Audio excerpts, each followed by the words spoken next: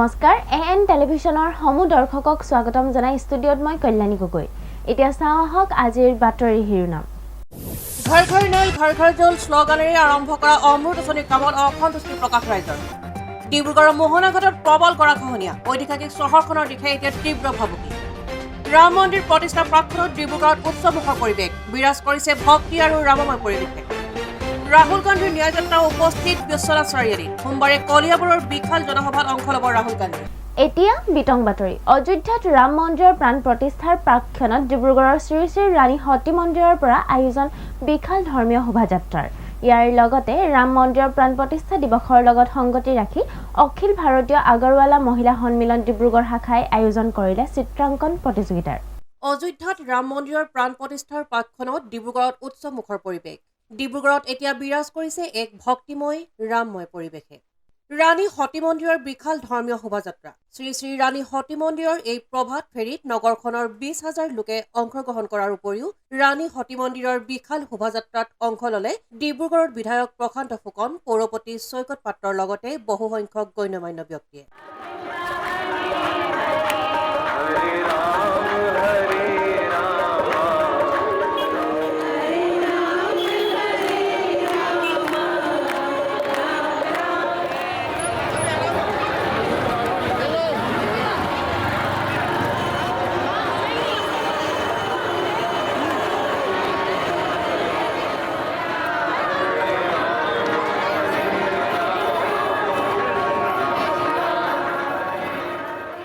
আজি বিশেষকৈ ৰাণী সতী মন্দিৰ যিটো কমিটি আছে তেওঁলোকে ইমান ধুনীয়াকৈ এটা প্ৰচেছন ওলাইছে ডিব্ৰুগড়ৰ প্ৰায় সকলোৱে ৰাইজে পাৰ্টিচিপেট কৰিছে প্ৰায় ইয়াত দেখা পোৱা গৈছে 20,000তকৈ অধিক ইয়াত পাৰ্টিচিপেট হৈছে সকলোকে শুভেচ্ছা জনাইছোঁ আৰু কাইলৈ যে ৰামলীলা মন্দিৰ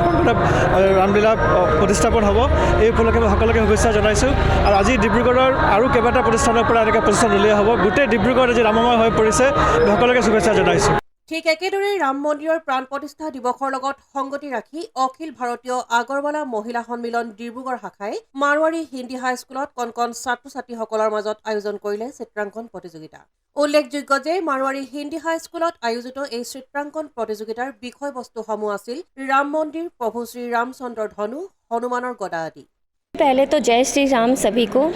डिब्रूगढ़ में इतना भव्य आज कार्यक्रम हो रहा है जैसे आप देखिए सुबह प्रभात फेरी हुई है वो भी इतनी आलीशान इतना सुंदर फूलों के साथ तो और चारों तरफ इतने कार्यक्रम हो रहे हैं तो इसी के उपलक्ष्य में हमने भी थोड़ा सा अपना योगदान अग्रवाल महिला सम्मेलन की तरफ से हमारा भी थोड़ा सा योगदान है इसमें कि हम ये बच्चों को ड्राइंग कंपटीशन करवा रहे हैं और शाम को फैंसी ड्रेस कंपटीशन भी है इसमें काफ़ी संख्या में बच्चे आए हैं ड्राइंग में पार्टिसिपेट करने के लिए बच्चे भी बहुत एक्साइटेड है पेरेंट्स भी बहुत एक्साइटेड है बहुत अच्छा लग रहा है ডিব্ৰুগড়ৰ পৰা আইনুলৰ সহযোগত জয় ইছলামৰ ৰিপৰ্ট এএন টেলিভিছন ঘৰে ঘৰে বিশুদ্ধ খোৱাপানী যোগান ধৰাৰ লক্ষ্যৰে ৰাজ্যৰ বিভিন্ন প্ৰান্তত বৰ্তমান তৎপৰতাৰে চলি আছে জল জীৱন মিছনৰ ঘৰ ঘৰ নল ঘৰ ঘৰ জল এই শ্লোগানেৰে অমৃত আঁচনিৰ কাম কিন্তু এই আঁচনিৰ কাম কৰিবলৈ যাওঁতে এতিয়া বিপদত পৰিবলগীয়া হৈছে স্থানীয় ৰাইজ ঘৰ ঘৰ নল ঘৰ ঘৰ জল এই শ্লোগানেৰে প্ৰতিখন ঘৰতে অমৃত আঁচনিৰ জৰিয়তে খোৱাপানী যোগানৰ ব্যৱস্থা কৰাৰ সংকল্প লৈছে নৰেন্দ্ৰ মোদীৰ নেতৃত্বাধীন চৰকাৰখনে কেন্দ্ৰীয় চৰকাৰৰ সহযোগত ৰাজ্য চৰকাৰৰ এই জল জীৱন মিছনৰ আঁচনি কাৰ্যকৰী কৰাৰ বাবে অধিক তৎপৰ হোৱা পৰিলক্ষিত হৈছে ঘৰে ঘৰে বিশুদ্ধ খোৱাপানী যোগান ধৰাৰ লক্ষ্যৰে ৰাজ্যৰ বিভিন্ন প্ৰান্তত এই আঁচনিৰ কাম চলি আছে কিন্তু এই আঁচনিৰ কাম কৰিবলৈ যাওঁতে এটি আৱাসিক অঞ্চল মহানন্দ বৰুৱা পথৰ বহু পৰিয়াল এতিয়া বিপদত পৰিবলগীয়া হৈছে লগতে আছে এখন চৰকাৰী বালিকা বিদ্যালয় আৱাসিক এলেকাটোৰ বাট পথ নলা নৰ্দমা একেবাৰে তথৈবচ অৱস্থা পথটিৰ প্ৰৱেশদ্বাৰত বৃহৎ গাঁত নলা নৰ্দমাৰে পানী যাব নোৱাৰা অৱস্থা শীঘ্ৰে বাৰিষাৰ পূৰ্বে পথছোৱা আৰু নলাৰ সমস্যাটি সমাধানৰ আহ্বান জনাইছে স্থানীয় ৰাইজে কমপ্লিটলি এই যিটো ৰাস্তা যিটো আমাৰ পানী ওলাই যোৱা যিটো নলা সেই নলাটো সম্পূৰ্ণ আপোনালোকে দেখিব আগৰ পৰা গুৰিলৈকে গোটেইটো বন্ধ কৰি দিছে সেইটো প্ৰথম কথা হ'ল সেইটো পুৰাকৈ খুলি দিব লাগিব নহ'লে এজাক বৰষুণ হ'লে গোটেইখন এইখিনি সাগৰ হৈ যাব তাৰপিছত 2 নম্বৰ হ'ল আমাৰ যিটো মেইন ড্ৰেইন সেই মেইন ড্ৰেইনটো সম্পূৰ্ণ বন্ধ কৰি তেওঁলোকে ডাঙৰ গাড়ী তাৰ ওপৰেদি পাৰ কৰাই দিছে গতিকে আৰু সেই ড্ৰেইনটোৱে গোটেই মিৰ্জাবাগ তাৰ আগৰ পৰা গোটেইখিনি পানী কঢ়িয়াই দিয়ে গতিকে এতিয়া এজাক বৰষুণ হ'লে এই গোটেইখিনি এটা উফন্দি পৰিব পানীত আৰু সম্পূৰ্ণ সাগৰ হৈ পৰিব গতিকে ইমিডিয়েটলি সেই ড্ৰেইনটো খুলি পেলাই আৰু তলিখন সম্পূৰ্ণ চাফা কৰি পেলাই যাতে সেইটো ৰাইজৰ অভিযোগ অমৃত আঁচনিৰ কাম কৰিবলৈ যাওঁতে পথ আৰু নলাৰ হৈছে এই দুৰৱস্থা ফলত যাতায়াতৰ ক্ষেত্ৰত অসুবিধাৰ সন্মুখীন হ'বলগীয়া হৈছে বুলি সচেতন ব্যক্তিয়ে অভিযোগ তুলিছে এফালে আছে স্কুল কাষতে আছে ডিষ্ট্ৰিক্ট কম্পিউটাৰ চেণ্টাৰ আৰু এইটো এটা সম্পূৰ্ণৰূপে ৰেচিডেঞ্চিয়েল এৰিয়া ইয়াত ৰেচিডেঞ্চিয়েল এৰিয়া হোৱাৰ লগে লগে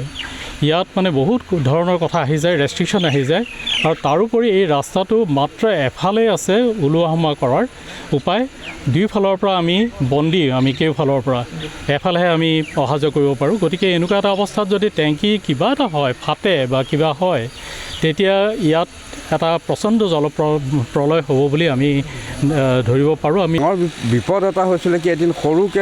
সৰু পাইপেদি যেতিয়া পানী ওলাইছিলে আমাৰ গোটেই এইখিনি আগফালে পানীৰে সম্পূৰ্ণ একেবাৰে পৰিপূৰ্ণ হৈ গ'ল তেতিয়া তেওঁলোকক খবৰ দিয়াত তেওঁলোকে লগে লগে বন্ধ কৰিলে নলা পুতি দিলে এতিয়া আমাৰ আটাইতকৈ বিপদ হৈছে কি বাৰিষাৰ আগতে এই নলাটো যদি মেৰামতি নকৰে আৰু এই মেইন ড্ৰেইনটো যদি মেৰামতি নকৰে তেতিয়াহ'লে এইখিনি মানে অহা যোৱা যাতায়াতৰ কাৰণে বিৰাট কষ্ট হ'ব মানে সেই কামটো মানে অতি সোনকালে যাতে হয় আৰু এই 2টা বছৰ আমি যিখিনি জ্বলা যন্ত্ৰণা পাই আছোঁ বাৰু সেইখিনি আমি মানে সহ্য কৰি আছোঁ ৰাতি 12টা 1টালৈকে গাড়ী আহে গাঁত খানে হঠাৎ মাজতে গাঁত খান্দিব ওলাব নোৱাৰা হওঁ সেইবিলাকতো অসুবিধা আছেই সেইকাৰণে বাকী যিখিনি কাম অনতি পলমে ফেব্ৰুৱাৰী মাহৰ ভিতৰত যাতে সম্পূৰ্ণৰূপে কৰি আমাৰ যাতায়াতৰ পথটোৰ বাবে যাতে সুন্দৰ কৰি দিব পাৰে ডিব্ৰুগড়ৰ পৰা আইনুলৰ সহযোগত জয় ইছলামৰ ৰিপৰ্ট AN টেলিভিজন উত্তৰ পূবত ৰাহুল গান্ধীৰ ন্যায় যাত্ৰা এই ন্যায় যাত্ৰাৰ আজি চতুৰ্থ দিনা বিশ্বনাথ চাৰিআলিত উপস্থিত ৰাহুল গান্ধী বিশ্বনাথৰ পাছতে সোমবাৰে কলিয়াবৰত আয়োজিত জনসভাত অংশ ল'ব ৰাহুল গান্ধীয়ে উত্তৰ পূবত ৰাহুল গান্ধীৰ ন্যায় যাত্ৰা অসমত আজি ন্যায় যাত্ৰাৰ চতুৰ্থ দিন শনিবাৰে লখিমপুৰৰ পৰা অৰুণাচলত উপস্থিত হয় ন্যায় যাত্ৰাৰ দল দেওবাৰে বিশ্বনাথ চাৰিআলিত উপস্থিত হ'ল ৰাহুল গান্ধীৰ ন্যায় যাত্ৰা সোমবাৰে কলিয়াবৰত আয়োজন কৰা হৈছে জনসভাত অংশ ল'ব ৰাহুল গান্ধী AICCৰ সভাপতি মল্লিকাৰ্জুন খাৰ্গে আনহাতে গুৱাহাটীৰ মাজেৰে কংগ্ৰেছৰ ন্যায় যাত্ৰাৰ অনুমতিৰ আবেদন নাকচ কৰিছে প্ৰশাসনে খানাপাৰা বশিষ্ঠ হৈ ৰাষ্ট্ৰীয় ঘাইপথেৰে যাত্ৰাৰ অনুমতি প্ৰদান গুৱাহাটী প্ৰেছ ক্লাবৰ নিমন্ত্ৰণৰো অনুমতি দিয়া নাই প্ৰশাসনে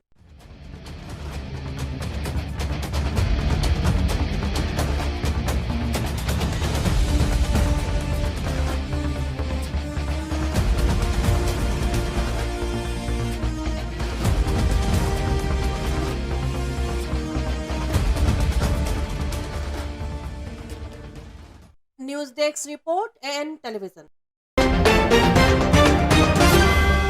বহু প্ৰত্যাশিত অসম লোকসেৱা আয়োগৰ 2022 বৰ্ষৰ সংযুক্ত প্ৰতিযোগিতামূলক পৰীক্ষাৰ চূড়ান্ত ফলাফলত জিলিকি পৰিল ডিব্ৰুগড়ৰ নালিয়াপুলৰ একাডেমী অৱ চিভিল ছাৰ্ভিচ শৈক্ষিক প্ৰতিষ্ঠানখনৰ সৰ্বমুঠ 76 গৰাকী শিক্ষাৰ্থী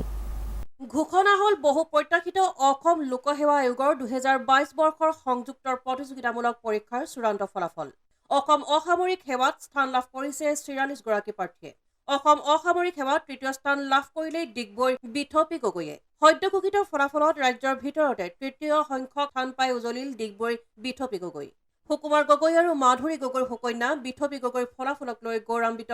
ডিগবৈবাসীৰ লগতে ডিব্ৰুগড় নালিয়াপুলৰ একাডেমী অৱ চিভিল ছাৰ্ভিচ শৈক্ষিক প্ৰতিষ্ঠানখন উল্লেখ্য যে 20 জনৰো অধিক স্থানেৰে নিজৰ শৈক্ষিক যাত্ৰা অক্ষুণ্ণ ৰাখিবলৈ সক্ষম হোৱা ডিব্ৰুগড় নালিয়াপুলৰ একাডেমী অৱ চিভিল ছাৰ্ভিচৰ পৰা অসম লোকসেৱা আয়োগৰ চূড়ান্ত পৰীক্ষাত সকলো উত্তীৰ্ণ পৰীক্ষাৰ্থীলৈ শুভেচ্ছা জ্ঞাপন কৰিলে শৈক্ষিক প্ৰতিষ্ঠানৰ মুৰব্বীয়ে উল্লেখ্য যে শৈক্ষিক প্ৰতিষ্ঠানখনৰ পৰা অসম অসামৰিক সেৱা আৰু অসম লোকসেৱা আয়োগৰ সৰ্বমুঠ 76 গৰাকী শিক্ষাৰ্থীয়ে সফলতা অৰ্জন কৰিবলৈ সক্ষম হৈছে ফাৰ্ষ্টতে মই একাডেমী অফ চিভিল ছাৰ্ভিচক থেংকছ ক'ম ইয়াত মই মোৰ ফাৰ্ষ্ট মোক ইণ্টাৰভিউটো ইয়াতে দিছিলোঁ মই আৰু যোনটো ফিডবেক পাইছিলোঁ এইটো বহুত বেনিফিচিয়েল হৈছিল মোৰ ফাইনেল ইণ্টাৰভিউৰ কাৰণে বিকজ ইয়াত যোনখিনি কুৱেশ্যনছ সোধা হৈছিল সেইখিনি বহুত মানে টাফ আছিল চ' প্ৰথমতে বহুত ভয় লাগিছিল বাট এটা মানে ফেক্টৰ যে ইয়াত যদি মই কৰিছোঁ তাৰমানে মোৰ ফাইনেল ইণ্টাৰভিউ ভালেই হ'ব বুলি মোৰ এটা কনফিডেঞ্চ লাহে লাহে আহি গৈছিল আৰু মোৰ যাত্ৰাটো মানে 2022 লাষ্টৰ শেষৰ ফালৰ পৰাহে ষ্টাৰ্ট কৰিছোঁ ডিচেম্বৰত আৰু তেনেকৈ আগবাঢ়ি গ'লোঁ বহুত মানে অলপ চেলেঞ্জেছ আহিছিল বাট লাহে ধীৰে আগবাঢ়ি গ'লোঁ আৰু নিজৰ ওপৰত বিশ্বাস কেতিয়াও মানে সেয়া কৰা নাছিলোঁ আৰু মানে আগতে ভাবি লৈছিলোঁ যে মোক লাগিবই মানে এবাৰেই APSC ক্ৰেক কৰিমেই ফাৰ্ষ্ট এণ্ড লাষ্ট এটেম্প্ট হ'ব বুলি প্ৰথমতেতো মোৰ মা দেউতাক দিম তেওঁলোকে যথেষ্টখিনি আমাৰ দুজনীৰ কাৰণে মোৰ বা এগৰাকী আছে তেওঁৰ নাম জাহ্নৱী গগৈ তেওঁ মানে বহুত কষ্ট কৰিছে চ' তেওঁলোকক মই যেতিয়া ইঞ্জিনিয়াৰিং কৰাৰ পাছত যেতিয়া জব পাই মই মানে নগ'লোঁ আৰু তাৰপিছত ক'লোঁ যে চিভিল ছাৰ্ভিচ কৰিম বুলি তেওঁলোকে অলপ ভয় খাইছিল কিন্তু তেতিয়া হ'লেও মানে ছোৱালীজনীয়ে অলপ দুখ পাব বুলি মানে তেওঁলোকে আৰু নক'লে একো ক'লে যে ঠিক আছে তুমি চেষ্টা কৰি চোৱা হ'লে হ'ব নহ'লে নাই আৰু ময়ো ভাবিলোঁ যে মই মানে অলপ চাওঁ মই কষ্ট কৰোঁ মানে আৰু মানে নেৰানেপেৰা চেষ্টা কৰিলোঁ আৰু তাৰপাছত আৰু একাডেমি অফ চিভিল ছাৰ্ভিচৰ পৰা আমি অলৰেডি এনাউন্স কৰিছিলোঁ যে ইণ্টাৰভিউত 220 জনৰ ভিতৰত 144জন কেণ্ডিডেট ইণ্টাৰভিউ তেওঁলোক দিবলৈ ওলাইছিলে আৰু সেই 144ৰ ভিতৰত আজি আমি দেখা পাইছোঁ আমাৰ ইনষ্টিটিউটৰ ফালৰ পৰা 74জন কেণ্ডিডেট ইনক্লুডিং মক ইণ্টাৰভিউজ আৰু বেলেগ যিমান কোৰ্চেছ আছে জড়িত হৈ আছিলে ছাত্ৰ ছাত্ৰীসকল চ' টোটেল আমি 74জন কেণ্ডিডেটছ আমাৰ ইয়াৰ পৰা ACS APSৰ পৰা আদি কৰি যত যিমান এলাইড ছাৰ্ভিচ আমি চাকৰি দেখা পাইছিলোঁ তেওঁলোকে লাভ কৰিবলৈ কাৰণে সক্ষম হৈছে চ' সেইবাবে অবভিয়াছলি আমি বহুত বেছি হেপী আৰু তাৰ লগতে মই এইটো কথা ক'ব বিচাৰোঁ যে যি ছাত্ৰ ছাত্ৰীসকল যোনে নোৱাৰিলে এক্সামটো ক্লিয়াৰ কৰিবলৈ কাৰণে নিৰাশ হ'ব নালাগে কাৰণ এইটো এটা এক্সাম হয় এটা এটেম্প্ট হয় নেক্সট এটেম্প্টত আমি আকৌ দিলে কি জানি আমি ক্লিয়াৰ কৰিব পাৰোঁ হয় কিছুমান কেণ্ডিডেটে এবাৰত ক্লিয়াৰ কৰিছে কিছুমান কেণ্ডিডেটে 3বাৰত ক্লিয়াৰ কৰিছে চ' ক্লিয়াৰ কৰিব নোৱাৰা নহয় ক্লিয়াৰ কৰিব পাৰিম আমি চ' সেইবাবে মই দুচাম ছাত্ৰ ছাত্ৰীসকলকে কৈছোঁ যিসকলে ক্লিয়াৰ কৰিলে তেওঁলোকক কংগ্ৰেচুলেশ্যন আৰু যিসকলে ক্লিয়াৰ কৰিব নোৱাৰিলে তেওঁলোকক মই অহা এক্সামৰ কাৰণে শুভেচ্ছা জনাইছোঁ আৰু আশা কৰিছোঁ তেওঁলোকো ক্লিয়াৰ কৰি ওলাই আহিব পাৰিব ডিব্ৰুগড়ৰ পৰা সুবোধ পাছৱানৰ সহযোগত জয় ইছলামৰ ৰিপৰ্ট AN টেলিভিজন এতিয়া লৈছোঁ খন্তেক বিৰতিৰ পাছত পুনৰ আহি আছোঁ বাতৰিৰ মাজলৈ আপোনাৰ আপোন চহৰ ডিব্ৰুগড়ত এঞ্জেলা এণ্টাৰপ্ৰাইজে আনিছে এটি সোণালী সুযোগ প্ৰয়োজনীয়তা মাত্ৰ এখন নিজৰ e-rickshaw and opportunity to earn limitless money অধিক জানিবলৈ যোগাযোগ কৰক 9085585200 আৰু 7002275263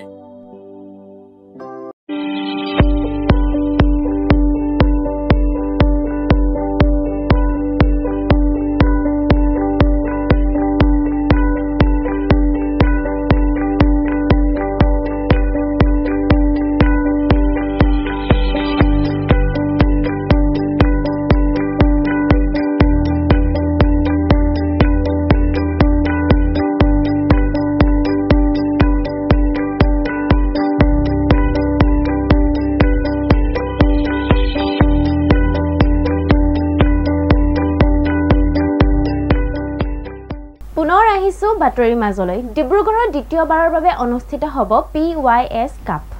পাঁচআলি যুৱক সংঘৰ উদ্যোগত অহা 24 জানুৱাৰীৰ পৰা 2 ফেব্ৰুৱাৰীলৈ ডিব্ৰুগড়ৰ জালাননগৰ আউটডোৰ ষ্টেডিয়ামত অনুষ্ঠিত হ'ব এই বহু প্ৰত্যাশিত খেলখন পাঁচআলি যুৱক সংঘৰ উদ্যোগত দ্বিতীয়বাৰৰ বাবে ডিব্ৰুগড়ত অনুষ্ঠিত হ'ব PYS cup all Assam prize money day night T20 cricket টুৰ্ণামেণ্টখন অহা 24 জানুৱাৰীৰ পৰা 2 ফেব্ৰুৱাৰীলৈ ডিব্ৰুগড়ৰ জালান আউটডোৰ ষ্টেডিয়ামত অনুষ্ঠিত হ'ব বুলি জানিবলৈ দিয়ে উদ্যোক্তাই 24 তাৰিখৰ পৰা আমাৰ second edition PYS cup all Assam day night T20 cricket টুৰ্ণামেণ্টখন আমি আয়োজন কৰিব গৈ আছোঁ আমাৰ পাঁচআলি যুৱক সংঘৰ তৰফৰ পৰা যিহেতু আপোনালোকে জানে যোৱা বছৰ আমি এই ছেম খেলখন প্ৰথম ফাৰ্ষ্ট PYS কাপ আছিলে য'ত আমি পাঁচআলি যুৱক সংঘই চকিডিঙি ফিল্ডত আমি সেইখন টুৰ্ণামেণ্ট আয়োজন কৰিছিলোঁ যিহেতু এবাৰ সেই উপলক্ষে আমাৰ মিটিং এখন হৈ যোৱা হ'ল আৰু সেই মিটিঙতে সিদ্ধান্ত হ'ল আমাৰ ক্লাবৰ সকলো মেম্বাৰ আছিলে লগতে চিফ এডভাইজাৰ সকলো আছিলে তেওঁলোকে আমি সকলোৱে মিলি এটা সিদ্ধান্ত ল'লোঁ যে এইবাৰ পোনপ্ৰথমবাৰৰ বাবে উজনি অসমত পোনপ্ৰথমবাৰৰ বাবে দিবানৈশ এই টুৰ্ণামেণ্টখন আমি আয়োজন কৰিম যিহেতু আজিলৈকে ফাৰ্ষ্ট ৰাউণ্ডৰ পৰা প্ৰথম ৰাউণ্ডৰ পৰা ফাইনেল খেলখনলৈকে আজিলৈকে কেতিয়াও উজনি অসমত অন্তত মানে ডে নাইট বেচিছত T20 গেম আজিলৈকে হোৱা নাই আমি প্ৰথমবাৰ প্ৰচেষ্টা হাতত লৈছোঁ যে এইবাৰ পুনৰ এবাৰ ডিব্ৰুগড় সকলোৱে মানে এখন ভাল আটকধুনীয়া খেল এখন যেন সকলোৱে উপভোগ কৰে আমি তাৰে প্ৰচেষ্টা কৰিছোঁ আৰু সেই মৰ্মে আপোনালোকক আজি আকৌ নিমন্ত্ৰণ কৰা অনা হৈছে আমাৰ পাঁচআলি যুৱ সংঘৰ ক্লাবত যে আপোনালোকৰ জৰিয়তে ডিব্ৰুগড়বাসী ৰাইজে গম পাওক যে আমি এই খেলখন ছেকেণ্ড এডিশ্যন পাঁচআলি যুৱ সংঘ কাপ আমি এইবাৰ ডে নাইট বেচিছত আয়োজন কৰিম আমাৰ 24 তাৰিখৰ পৰা আউটডোৰ জালাননগৰ আউটডোৰ ষ্টেডিয়ামত 16টা দলে অংশগ্ৰহণ কৰিবলগীয়া টুৰ্ণামেণ্টখনৰ চেম্পিয়ন দলটিক ট্ৰফিসহ নগদ 1 লাখ টকা আৰু ৰানাৰ্ছ আপ দলটিক ট্ৰফিসহ 50,000 টকা আগবঢ়োৱা হ'ব। লগতে প্ৰতিটো মেচতে মেন অৱ দ্য মেচৰ সন্মান আৰু শৃংখলাটিৰ শ্ৰেষ্ঠজনক অৰ্থাৎ মেন অৱ দ্য ছিৰিজৰ বাবে 10,000 টকাৰ পুৰস্কাৰ আগবঢ়োৱা হ'ব বুলি উল্লেখ কৰে। সবতকৈ ডাঙৰ নতুনত্ব এইটোৱে হয় যে আমি এইখন খেল দিবানৈশ পাতিছোঁ আৰু প্ৰথম ৰাউণ্ডৰ পৰা এবাৰ দিবানৈশ খেল হ'ব এইখন ডে নাইট বেচিছত খেল হ'ব আৰু লগতে যি প্ৰাইজ মানি আছে এবাৰ প্ৰাইজ মানিও আকৰ্ষণীয় দিছোঁ যোৱাবাৰ আমি 50,000 টকা প্ৰথম পুৰস্কাৰ ৰাখিছিলোঁ এবাৰ যিহেতু ডে নাইট বেচিছত পাতিছোঁ সেইটো কাৰণে আমি 1 লাখ টকা প্ৰথম পুৰস্কাৰ ৰাখিছোঁ আৰু দ্বিতীয় প্ৰাইজ আমি 50,000 টকা পুৰস্কাৰ ৰাখিছোঁ উইথ ট্ৰফি আৰু মেন অফ দ্য ছিৰিজ টকা 10,000 হ'ব with trophy man of the match প্ৰত্যেকখন মেচতে 1,000 টকাকৈ man of the match plus ফাইনেলত যিটো মেন অফ দ্য মেচ হ'ব তেওঁক টকা 5,000 আমি পুৰস্কৃত কৰিম উইথ ট্ৰফি আৰু লগত বেষ্ট বলাৰ থাকিব আৰু বেষ্ট বলাৰ বেষ্ট বেটছমেনো থাকিব প্লাছ ইমাৰ্জিং প্লেয়াৰৰ লগত থাকিব এইটো আমি উৎসাহ দিবলৈ ইমাৰ্জিং প্লেয়াৰ এটা সৰ্বছৰে দিওঁ আজি পাঁচআলি যুৱ সংঘৰ মজিয়াত এই উদ্দেশ্যে এক সভা অনুষ্ঠিত কৰি POS কাপৰ সবিশেষ সংবাদ মাধ্যমৰ আগত সদৰি কৰিলে উদ্যোক্তাই। উল্লেখ্য যে ডিব্ৰুগড় জিলা ক্ৰীড়া সন্থাই সহযোগিতা আগবঢ়োৱা টুৰ্ণামেণ্টখন উদ্বোধন কৰিব ডিব্ৰুগড়ৰ জনপ্ৰিয় বিধায়ক প্ৰশান্ত ফুকনে। হয় আমি chief guest opening ceremony chief guest আমি ডিব্ৰুগড় সন্মানীয় বিধায়ক প্ৰশান্ত ফুকন ছাৰক আমি নিমন্ত্ৰণ কালি দি আহিছোঁ আশা কৰোঁ যে তেওঁ আহি সেইদিনাখন এই খেলখনৰ শুভ উদ্বোধনী কৰিব DDS ডিব্ৰুগড় ডিষ্ট্ৰিক্ট স্পৰ্টছ এছ'চিয়েশ্যনৰ সন্মানীয় সভাপতি দেৱজিৎ দত্ত ডাঙৰীয়া সাধাৰণ সম্পাদক আমাৰ নিৰঞ্জন শইকীয়া ডাঙৰীয়া কোষাধ্যক্ষ ইমদাদ চাবৰি আৰু ক্ৰিকেট ছেক্ৰেটাৰী ইবু হুছেইন তেওঁলোকৰ প্ৰচেষ্টাতে এই খেলখন মানে আমি আয়োজন কৰিবলৈ আমি সফল হৈছোঁ বুলি ভাবোঁ কাৰণ তেওঁলোকে আমাক খুব এটা ছাপোৰ্ট কৰিলে আৰু লগতে তেওঁলোকৰ লগত আৰু এজন ব্যক্তি মোৰ নামটো এৰাই গৈছে মই কিন্তু ক'ব লাগিব আমাৰ বেডমিণ্টনৰ যিজন উপসভাপতি আছে ছব্বিৰ ডাব্লিউ আমি কওঁ তেওঁ খুব এটা কিন্তু আমাক খুব ভাগি দিলে আৰু মই আপোনালোকৰ জৰিয়তে এই 5জনক কিন্তু খুব পাঁচআলি ক্লাবৰ তৰফৰ পৰা আমাৰ সকলো মেম্বাৰৰ তৰফৰ পৰা আৰু পাঁচআলি অঞ্চলৰ ৰাইজসকলৰ তৰফৰ পৰা আমি তেওঁলোকক অশেষ ধন্যবাদ জ্ঞাপন কৰিব বিচাৰিছোঁ 16টা টীম এতিয়ালৈকে অলৰেডি জইন হৈ গ'ল আৰু আমি 16টাতকৈ বেছি টীম লোৱাও নাই কাৰণ ফৰ্মেটটো তেতিয়া ইজি হৈ যায় 16টা টীম থাকিলে মই একবাৰ আপোনালোকৰ আগত যিসকল টীম আমি নিমন্ত্ৰণ কৰি আনিছোঁ এই টুৰ্ণামেণ্টখনত খেলিবলৈ মই তেওঁলোকৰ নাম আপোনালোকৰ আগত গাই দিছোঁ তেওঁলোক হ'ল প্ৰথমটো হ'ল ডিব্ৰুগড় ক্ৰিকেট কোচিং চেণ্টাৰ 2 নম্বৰ হ'ল cricket club of Dibrugarh shortly CCD 3 নম্বৰ হ'ল জ্যোতি মৰল সংঘ যিহেতু তেওঁলোক আমাৰ যোৱাবাৰ খেলত তেওঁলোক বিজেতা টীম আছিলে 4 নম্বৰ হ'ল অসম মেডিকেল কলেজ 5 নম্বৰ হ'ল ফ্ৰীডম ক্লাব দুলিয়াজান 6 নম্বৰ হ'ল এভিলছ ডিব্ৰুগড় 7 নম্বৰ গ্লেডিয়েটাৰ্ছ শিৱসাগৰ 8 নম্বৰ হ'ল সমৃদ্ধি মৰাণ 9 নম্বৰ হ'ল স্পাৰ্টান ডিব্ৰুগড় 10 নম্বৰ হ'ল বোকাখাট ৱাৰিয়াৰ্ছ 11 নম্বৰ হ'ল ফিনিক্স শিৱসাগৰ 12 নম্বৰ হ'ল ৰয়েলছ শিৱসাগৰ 13 নম্বৰ হ'ল মেৰিন ক্লাব মাৰ্গ্ৰেটা 14 নম্বৰ হ'ল মৰাণ টাউন ক্লাব 15 নম্বৰ হ'ল মৰিয়নি ক্ৰিকেট কোচিং চেণ্টাৰ আৰু 16 নম্বৰ পোনপ্ৰথমবাৰৰ বাবে অৰুণাচল প্ৰদেশৰ এটা টীম আহিছে TRB তেওঁলোক পোনপ্ৰথমবাৰৰ ইয়াত জইন কৰিছে অৰুণাচল প্ৰদেশৰ পৰা আহিছে তেওঁলোক জইন কৰিবলৈ আমাৰ এই খেলখনত 20 তাৰিখৰ পৰা খেল আৰম্ভ আছে মই সকলোকে অনুৰোধ কৰোঁ ডিব্ৰুগড়বাসী ৰাইজক যে তেওঁলোকে ষ্টেডিয়ামলৈ আহক আৰু আটক ধুনীয়া খেল এখন ছেকেণ্ড এডিশ্যন POS কাপখন উপভোগ কৰক আমাৰ সকলোৰ লগতে টাইম প্ৰথম খেলখন ষ্টাৰ্ট হ'ব বিয়লি 3 বজাৰ পৰা আৰু দ্বিতীয়খন খেল ষ্টাৰ্ট হ'ব আপোনাৰ সন্ধিয়া 6:30 বজাৰ পৰা ওদালগুৰিত ৰাষ্ট্ৰীয় খাদ্য সুৰক্ষা আইন 2013ৰ অধীনত নতুনকৈ নাম অন্তৰ্ভুক্ত হোৱা হিতাধিকাৰীলৈ ৰেচন কাৰ্ড বিতৰণ মাজবাট সমষ্টিত আয়োজিত ৰেচন কাৰ্ড বিতৰণৰ আনুষ্ঠানিক সভাত মুখ্য অতিথি হিচাপে উপস্থিত থাকে অসমৰ মুখ্যমন্ত্ৰী ডক্টৰ হিমন্ত বিশ্ব শৰ্মা ৰাষ্ট্ৰীয় খাদ্য সুৰক্ষা আইনৰ অধীনত আজি ওদালগুৰি জিলাৰ মাজবাট সমষ্টিত নতুনকৈ বিতৰণ কৰা হ'ল ৰেচন কাৰ্ড। এই ৰেচন কাৰ্ড বিতৰণ অনুষ্ঠানৰ শুভাৰম্ভ কৰে অসমৰ মুখ্যমন্ত্ৰী ডক্টৰ হিমন্ত বিশ্ব শৰ্মাই। ইয়াৰ জৰিয়তে শতাধিক হিতাধিকাৰীয়ে নতুনকৈ লাভ কৰিবলৈ সক্ষম হ'ল ৰেচন কাৰ্ড। আজি এই ৰেচন কাৰ্ড বিতৰণ অনুষ্ঠান উদ্বোধন কৰি মন্ত্ৰী হিমন্ত বিশ্ব শৰ্মাই এই ৰেচন কাৰ্ডৰ জৰিয়তে বঞ্চিত দুখীয়া মানুহ উপকৃত হ'ব বুলি মন্তব্য প্ৰকাশ কৰে। অন্ত্যোদয় কাৰ্ডৰ জৰিয়তে প্ৰতি পৰিয়ালে 35 কিলোগ্ৰাম চাউল লাভ কৰাৰ লগতে প্ৰায়ৰিটি হাউচ হোল্ড কাৰ্ডৰ জৰিয়তে পৰিয়ালৰ প্ৰতিগৰাকী সদস্যক 5 কিলোগ্ৰাম চাউল দিয়া হ'ব বুলিও মন্তব্য কৰে মন্ত্ৰীগৰাকী। অসমৰ সকলো ৰেচন কাৰ্ড থকা পৰিয়ালে 5 লাখ টকালৈ বিনামূলীয়া চিকিৎসা লাভ কৰিব বুলিও মন্তব্য কৰে মন্ত্ৰী ডক্টৰ হিমন্ত বিশ্ব শৰ্মাই। ইয়াৰ উপৰি এই ৰেচন কাৰ্ড পোৱা হিতাধিকাৰীয়ে উজ্জ্বলা আঁচনিৰ অধীনত গেছৰ সংযোগ লাভ কৰিবলৈ সক্ষম হ'ব বুলিও মন্তব্য প্ৰকাশ কৰে মন্ত্ৰীগৰাকীয়ে। News desk report AN television. আজিৰ শেষৰটো বাতৰি। ঐতিহাসিক ডিব্ৰুগড় চহৰৰ প্ৰতি পুনৰ এবাৰ প্ৰবল ভাবুকি। চহৰখনৰ দাঁতিকাষৰীয়া মোহনাঘাটত ব্ৰহ্মপুত্ৰ নৈৰ তীব্ৰ গৰাখহনীয়া। নৈৰ পাৰত বসবাস কৰা লোকসকলৰ মাজত সৃষ্টি হৈছে আতংকৰ।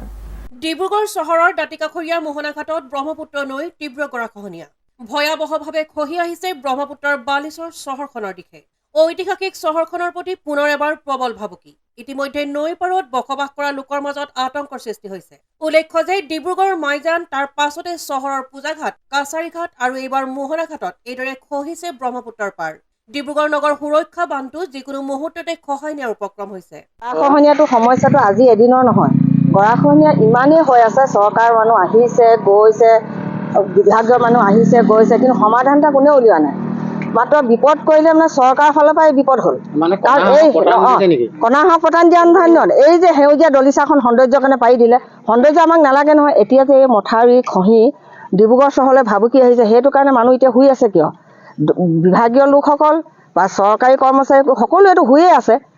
আজি 4 মাহ আগত যিটো গৰাখহনীয়া হৈছিলে, এতিয়াও আমাৰ প্ৰবল ৰূপত খহিয়াই আছে আৰু জিৰ' বেগ এতিয়াও কাম চলিয়ে আছে, তেওঁলোকে কৰি আছে। সমস্যাটোৰ বিষয়ত মন্ত্ৰী পীযুষ হাজৰিকা আহিছিলে, কি আশ্বাস দিছে? তেওঁ যেতিয়া আহিলে হয়তো আমি গমেই নাপালো, মানে ক'বলৈ গ'লে চোৰৰ নিচিনা আহিলে, চোৰৰ নিচিনা গ'লগৈ। কোৱা হয় বিশেষ অঞ্চলসমূহত কোৱা হয় ইয়াত এখন গাঁও আছিল, ইয়াত এখন স্কুল আছিল, ইতিমধ্যে আমাৰ এতিয়া নদীৰ বুকুত আছে। ঠিক তেনেদৰে হয়তো আমি পিছত ক'ব লাগিব যে ইয়াত এখন চহৰ আছিল। সেইকাৰণে ভাবিছোঁ আমি আমাৰ স্থানীয় ৰাইজসকলে আমি আবেদন কৰিছোঁ আৰু বিনম্ৰ অনুৰোধ কৰিছোঁ যাতে চৰকাৰে আমাৰ মানে বাৰিষাৰ আগে এতিয়াতো খুব সময় কমেই, সময়টো বহুত কমেই আছে, বাৰিষালৈ বেছি সময় নাই, 2 মাহ আছে ঠিক। সেইখিনি সময়তে তেওঁলোকে ক্ষিপ্ৰ গতিৰে কামবিলাক আৰম্ভ কৰি এটা স্থায়ী সমাধান দিয়ে যাতে। জয়ৰ সহযোগত আইনুল আহমেদৰ ৰিপৰ্ট AN টেলিভিজন। আজিৰ বাতৰি ইমানেই। AN টেলিভিছনৰ ষ্টুডিঅ'ৰ পৰা মই কল্যাণী গগৈ ইমানতে বিদায় লৈছোঁ। নমস্কাৰ।